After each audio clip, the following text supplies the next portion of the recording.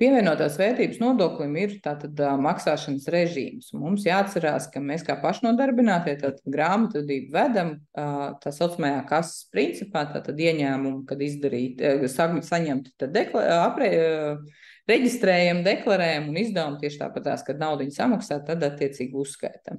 Bet PVN-am mums nav, tā teikt, likums neparedz šādu nodokļu piemērošanas kārtību pievienotās vērtības nodoklim. Parasti mums tātad ir saņemts rēķins, tātad vai izsniegts rēķins. Tas ir tas kritērijs, kad mums rodas PVN samaksas pienākums un attiecīgi deklarēšanas pienākums.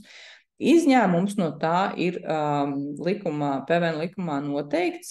Tas skar lauksaimniekus un zivsaimniekus, kuros gadījumos tad viņi var izvēlēties saucamo kases principu, un arī tos pašnodarbinātos, kur ir lauksaimnieki vai zivsaimnieki, un ir, tā teikt, slieksnis noteikts, ja ieņēmuma apjoms nepārsniedz 12 mēnešu periodā 10 000 un pēc tam bija līdz 50 000. Tātad tur jāskatās attiecīgi PVN likumā šis režīms, bet šis kases režīms strādā, tā teikt, uz noteiktām nodokļu maksātāju grupām, ne uz visiem.